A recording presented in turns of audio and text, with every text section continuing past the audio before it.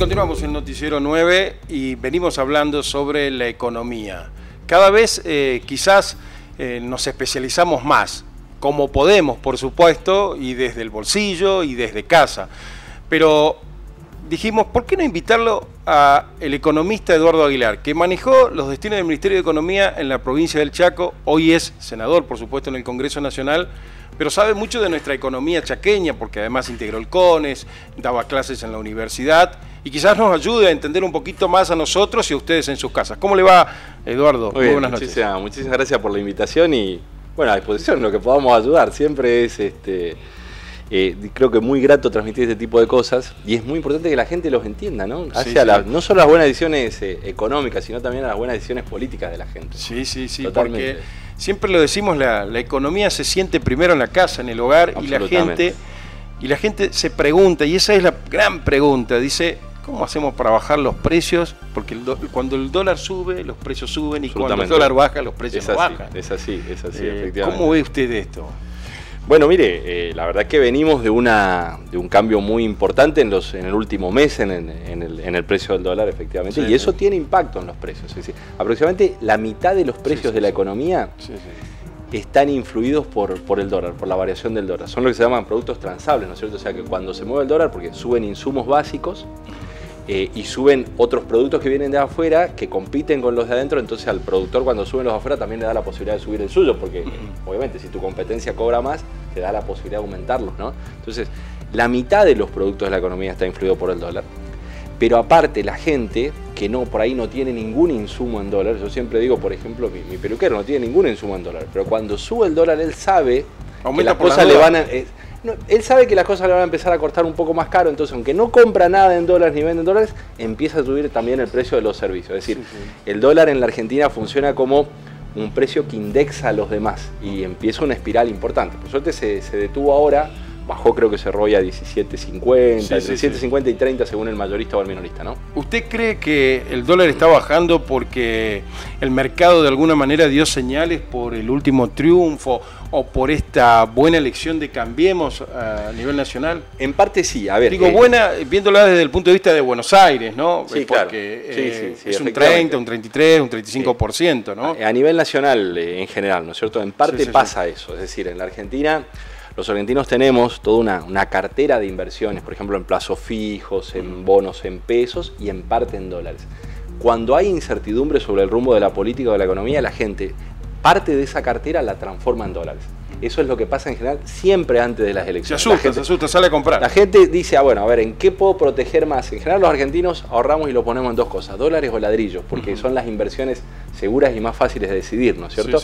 Entonces cuando hay incertidumbre política, como pasaba antes de las elecciones, parte de las carteras empiezan a irse a dólares y eso generó la suba hasta 18, que me parece que el Banco Central no lo controló bien, lo podía haber controlado hasta dejarlo en este nivel de 17, porque cuando los precios suben hasta 18 después ya no lo volvés para atrás.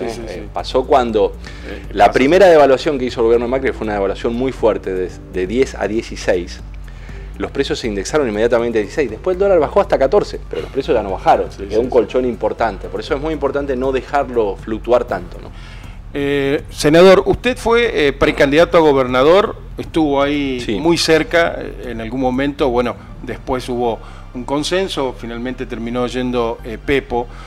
¿Cómo ve hoy la provincia? Porque antes de las elecciones hubo un sustito ahí con el tema de los sueldos que tiene que ver con este atraso en el adelanto de coparticipación, según lo sabemos, desde Buenos Aires. ¿Cómo la ve usted? Hay un dato central que hay que mirar, que aparte es muy fácil de entender. Yo siempre digo que tiene que ver, por ejemplo, con el presupuesto que se aprobó, el último presupuesto que se aprobó en la provincia, que se aprobó ahora en marzo aproximadamente, ¿no?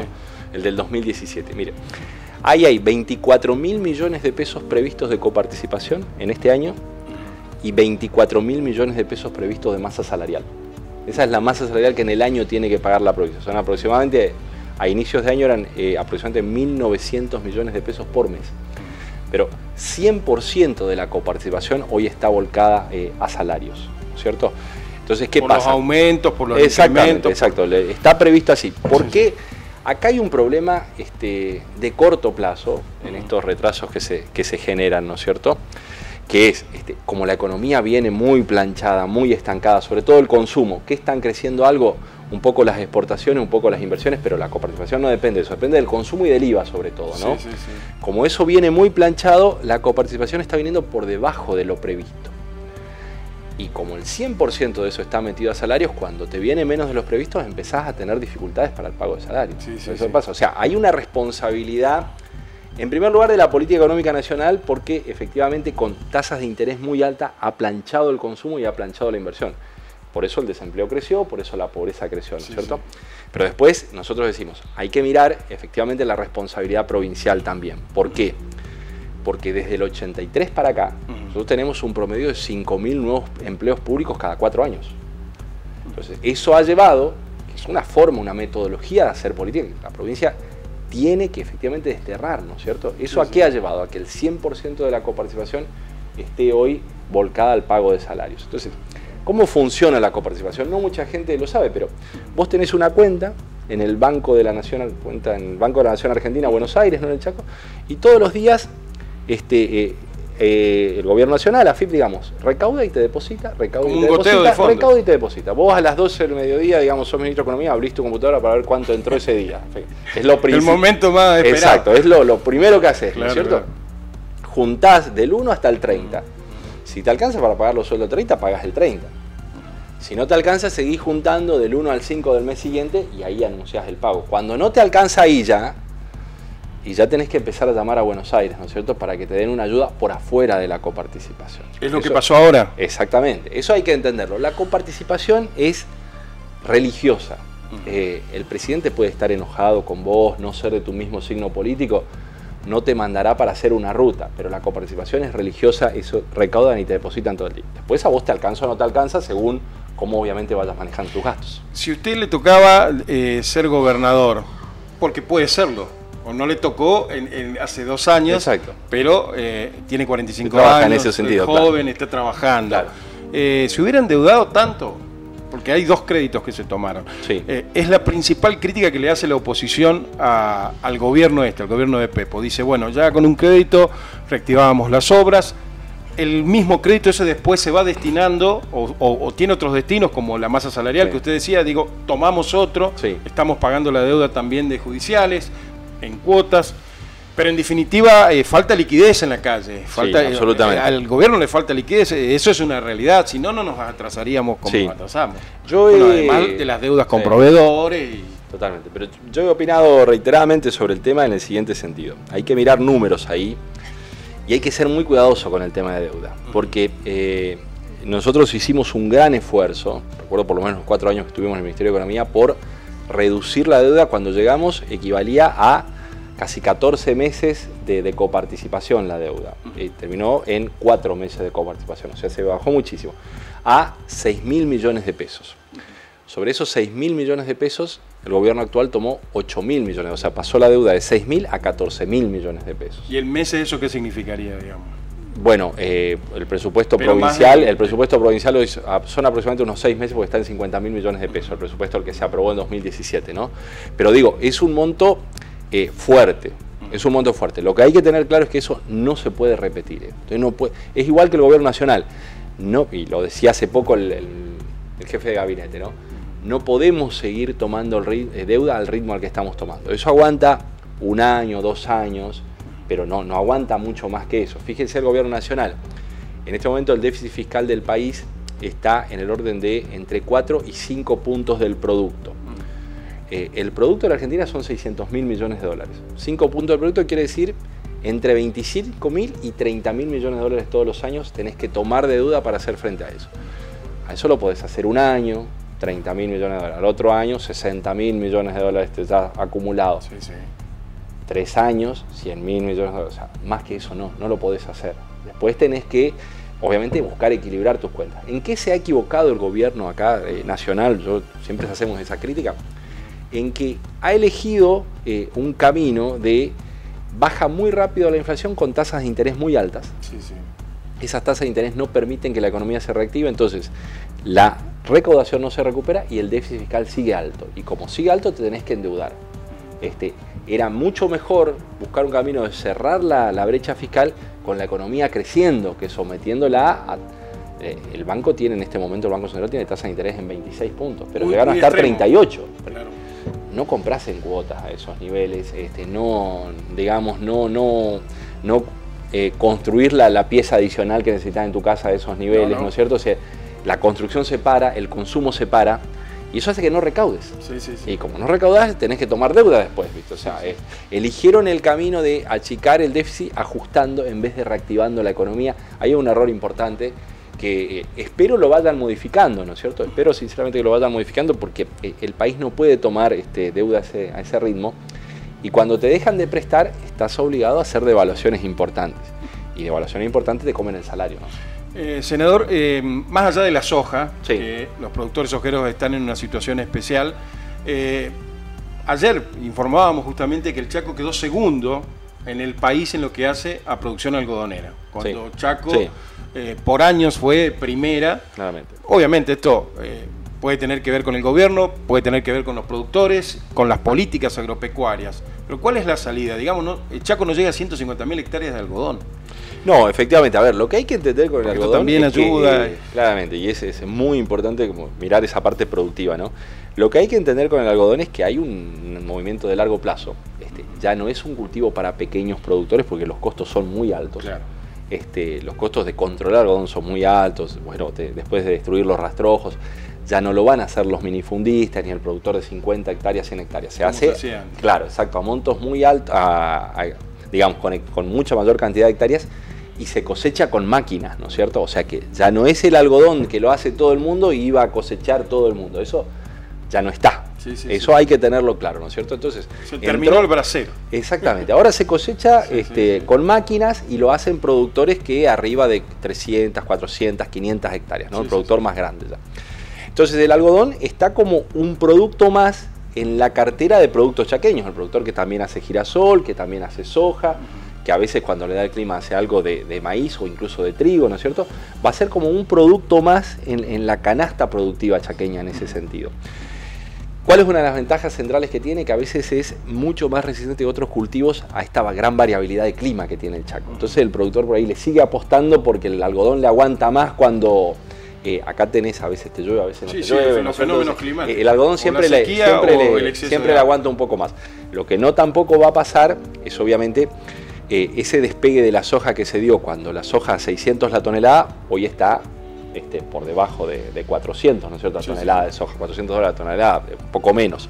Ya no va a pasar eso con la soja a 600. Entonces que vamos a tener una cartera de producción más equilibrada con algodón, soja, girasol, maíz. Que el Chaco tiene que poder ir creando las condiciones para que se dé más industrialización local de eso acá. Claro. Un gran problema que tenemos en la producción primaria es que durante muchos años en nuestras tierras se hizo algodón sobre algodón sobre algodón sobre algodón. Entonces hay tierras que después de 60 años de algodón, de monocultivo de algodón, no le sacás, capaz que no le sacás una tonelada por hectárea, ¿no es cierto? No nos tiene que pasar lo mismo con la soja, porque eso destruye la capacidad productiva. Entonces es importante poder mezclarlo sobre todo con maíz. El maíz tiene altos costos de transporte, por lo cual es fundamental industrializar acá el maíz. La mezcla de maíz-soja, maíz industrializado acá, convertido por ejemplo en bioetanol, y el resto usado para suplementación ganadera, para poder terminar mejor la ganadería, es sin duda el camino productivo que el Chaco tiene que seguir en los próximos 20 o 30 años, ¿no es cierto? ¿Por qué nos cuesta tanto aplicar? Porque venimos hablando de diversificación, usted cuando era ministro de la Producción también lo hacía, y por ahí ahora, lo que pasa ahora no pasaba hace 10 años, no había tanta información. Los productores hoy tienen mucho más información, tienen acceso a internet. Si no es el productor que hoy está en el campo, son los hijos que están en el pueblo, como se dice habitualmente, en localidades de aquí de nuestro sudoeste, del norte. ¿Por qué nos cuesta llegar tanto? ¿Por qué nos cuesta entender eso, esa diversificación de cultivos, y seguimos apostando al algodón y seguimos con lo mismo? Mi visión del tema es que vos necesitas como todo un rango de políticas para impulsarlo. Necesitas poder financiarlo al productor, digamos, para que haga. Primer punto, ¿no? Y muchos productores a veces no son sujetos de crédito. Entonces tenés que tener recursos del Estado para poder financiarlos. O sea, pues no lo pueden hacer simplemente por el banco por dificultades impositivas, ¿no? necesitas mucho acompañamiento de extensionistas para ir cambiando la cabeza de gente que por ahí siempre ha hecho una misma producción, ¿no es cierto? Entonces, que lo pueda hacer el INTA tranquilamente. Tenés esa dificultad, ¿no es cierto? O sea, necesitas un rango de políticas: financiamiento, acompañamiento, baja de los costos de transporte, difusión del cambio tecnológico. Hay productores que lo hacen, que el resto lo pueda ver y copiar.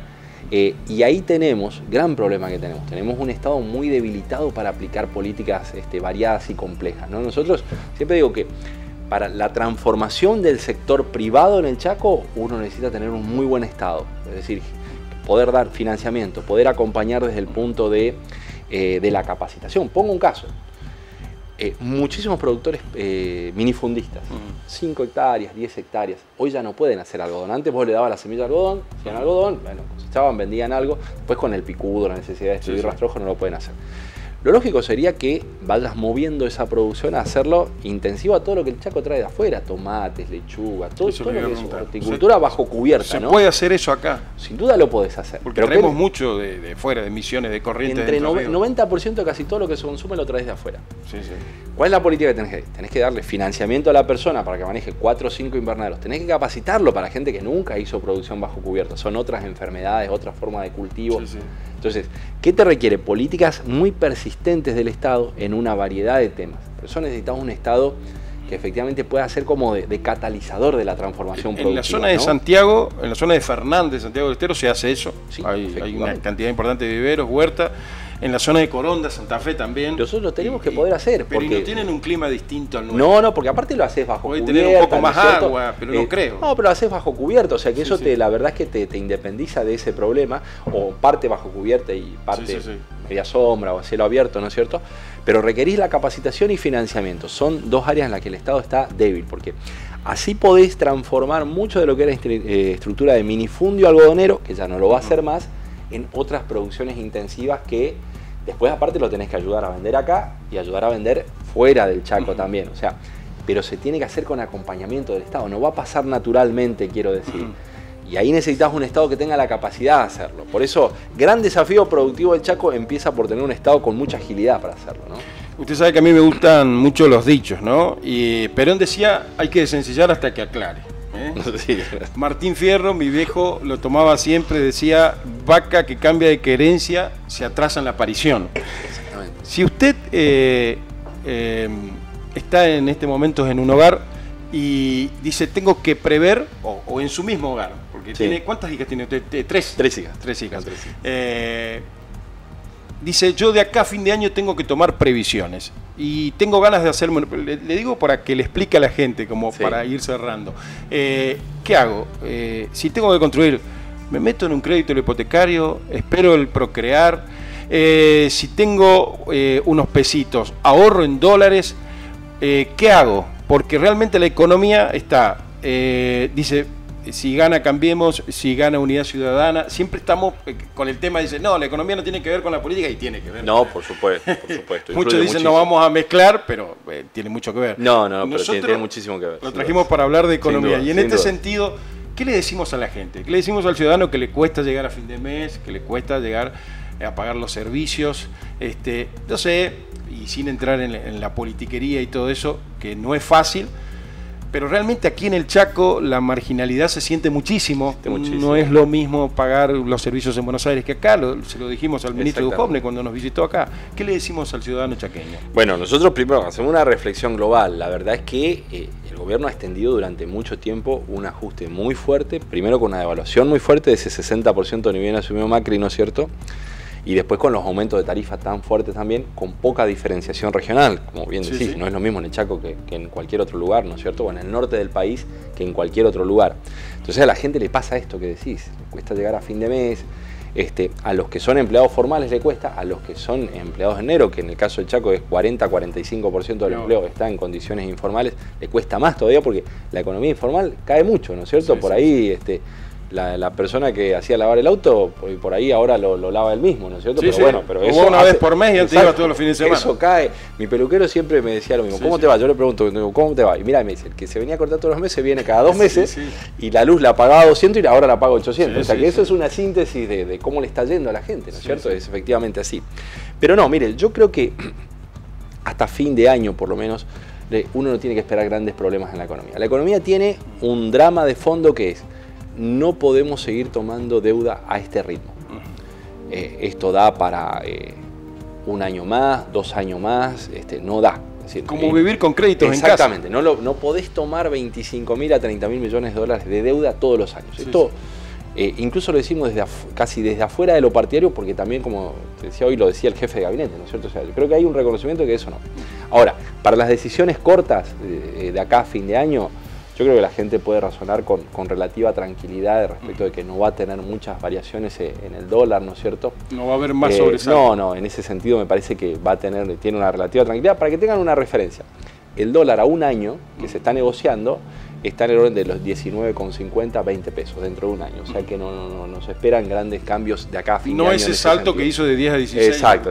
Que fue la devaluación inicial, que fue una devaluación muy fuerte, digamos, y casi descontrolada. Entonces no se esperan grandes variaciones en ese sentido. Ojalá que las políticas del gobierno nacional cambien en el sentido de permitir que tasas de interés más bajas vayan reactivando la economía, el consumo, la posibilidad de que la gente compre en cuota, la posibilidad de que empiece otra vez a construir la casa que dejó a mitad de camino o agrandar la casa que había. Y también que el empresario, ¿no es cierto?, que por ahí paralizó como las ventas le cayeron, paralizó comprar la nueva máquina, crear nuevos puestos de trabajo, bueno, lo puedes poner en marcha, porque los grandes temas de la economía, en definitiva, son las decisiones del día a día del tipo que levanta la persiana, ¿no? Él va viendo cuánto vende, si va a comprar una nueva máquina y va a emplear una nueva persona o no lo va a hacer, o, como decimos, de sencilla hasta que aclare y vemos y me mantengo con lo que tengo, ¿no? Claro. Esas decisiones de uno a uno son los que forman el movimiento económico grande. Hoy esa gente, ¿qué siente? Vende poco, esencialmente porque la tasa de interés está muy alta, porque sobre todo el gobierno ha pretendido de manera equivocada bajar la inflación muy rápida. De hecho, mira, lo ha intentado, viene poniendo una tasa del orden del 30% para que llegue a 17%, ahora están todos los ministros admitiendo que en realidad va a terminar en 22, 23 en el año. Pero ahora, la tasa de interés del 30% no la comimos todo el año, y la gente no consume, y el productor de la esquina no vende. Ahí es donde hay que modificar un poco las políticas para, tener equilibrio fiscal, pero no logrado a través del ajuste, sino de la reactivación. Senador Eduardo Aguilar, le agradecemos su presencia. Va a seguir la carrera a gobernador, ¿no? Sí, seguimos trabajando por eso. Sobre todo, más que la carrera a gobernador, estamos trabajando muy activamente ahora en toda la provincia del Chaco por transmitir una idea básica. Necesitamos una gran transformación educativa. El Chaco tiene, yo siempre digo, un gran dilema, ¿no? O transformación educativa o continuidad de la pobreza estructural. Para eso hay que generar un gran consenso social. No son fáciles las cosas, pero hay que trabajar en esa línea, ¿no? Vamos a estar hablando en una próxima entrevista con usted, senador, sobre la educación, porque es cierto, y además tiene experiencia de 20 años en la docencia. Sí, nos dedicamos a eso. En la Universidad Nacional. Firmo como profesor, yo siempre digo que eso, firmo como profesor. Claro, así que lo habla bien de cerca. Y como alumno y como... Y también. Estuvo de los dos lados, ¿no? Totalmente. Y mucho tiempo, la verdad. Bueno, muchas gracias, senador. Muchas gracias. Nos vamos a la ciudad de Corrientes con informaciones y en minutos continuamos aquí en Noticiero 9. Para volver a ver 9 Link, el archivo de la tele. Suscríbete ya en YouTube, totalmente gratis.